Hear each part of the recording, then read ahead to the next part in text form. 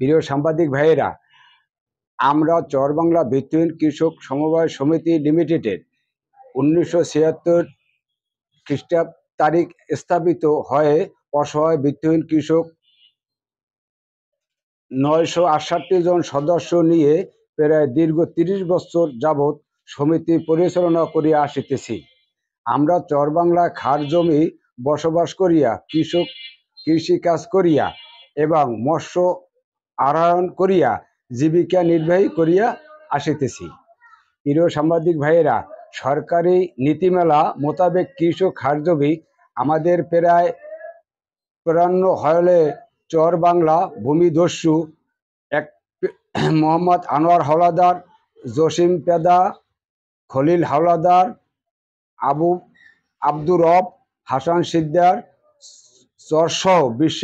চর বিশ্বাস ইউনিয়নের সভাপতি মোহাম্মদ বাকের বিশ্বাস ও সাংগঠনিক সম্পাদক মতিন হাওলাদার এর পর্যালোচনায় বিভিন্ন কুচক্কর মহল আমি সহ আমার সমিতির অন্য সদস্যের নামে বিভিন্নভাবে মিথ্যা অপপ্রচার চালাচ্ছে।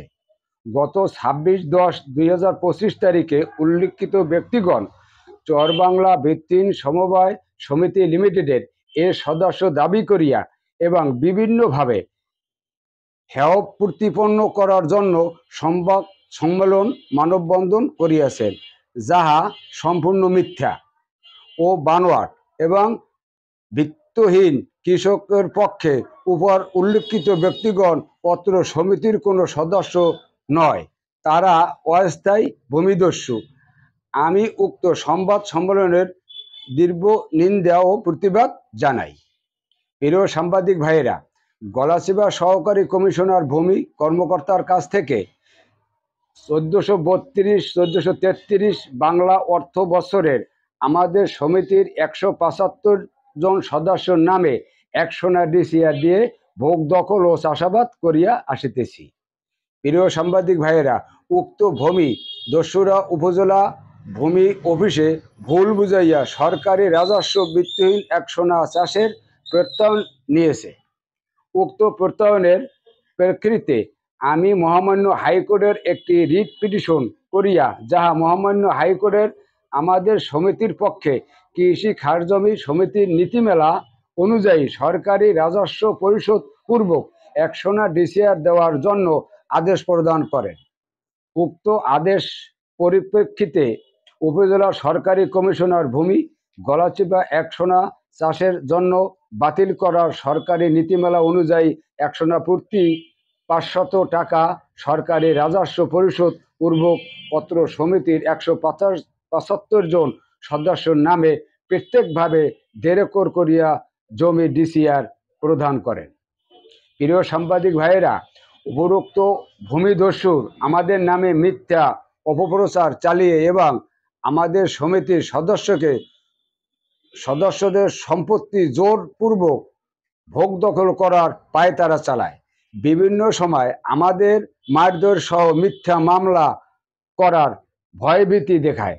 গত 27/10/2025 তারিখে বাকের বিশ্বাস নির্দেশে চর বিশ্বাস ইউনিয়নের বিএমপি সাংগঠনিক সম্পাদক মতিন হাওলাদার বহির্গত 40-45 জন সন্ত্রাস বাহিনী নিয়ে চরবাংলা প্রবেশ করিয়া ভয়ভীতি প্রদান করে।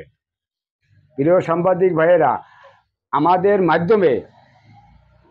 আপনাদের মাধ্যমে উপজেলা প্রশাসক ও ঊর্ধ্বতন সকল কর্মকর্তাদের জানাইতেছি যে আমাদের সম্পত্তি সঠিকভাবে ভোগ দখল করিতে পারি এবং আইন শৃঙ্খলা বজায় জীবিত গঠিত নিরাপত্তা পাইতে পারি, তাহার জোর আবেদন করছি। প্রিয় সাংবাদিক ভাইয়েরা, উক্ত সংবাদ সম্মেলনে চর বিশ্বাস ইউনিয়নের বিএনপির নেতা ও সমাজ সেবক মোহাম্মদ আশরাফ মোল্লা এবং নাম আমাদের সাথে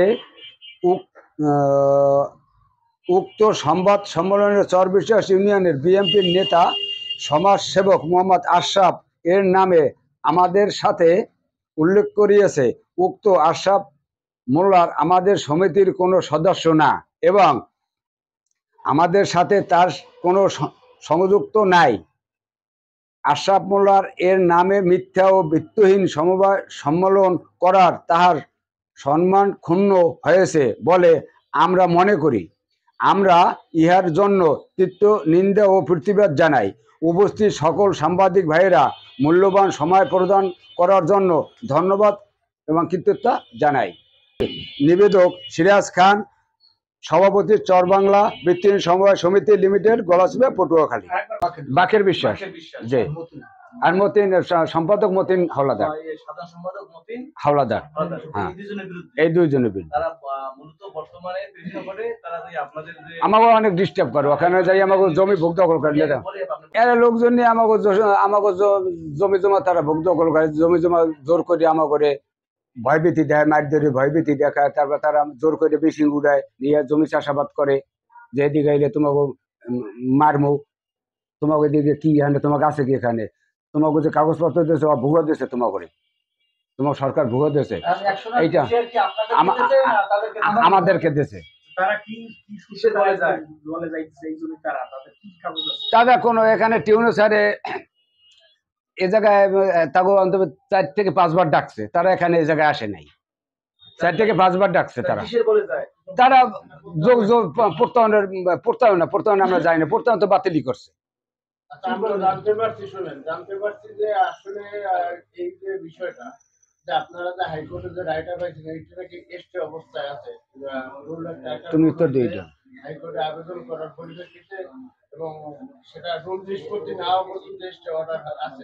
এই বিষয়ে আপনার আমার দ্বারা চিঠি আছে, আমার চিঠি দিচ্ছে যে সুমতি কার্যক্রম 3 মাসের জন্য স্থগিত, জায়গা জমিনের ব্যাপারে কিছু বলে।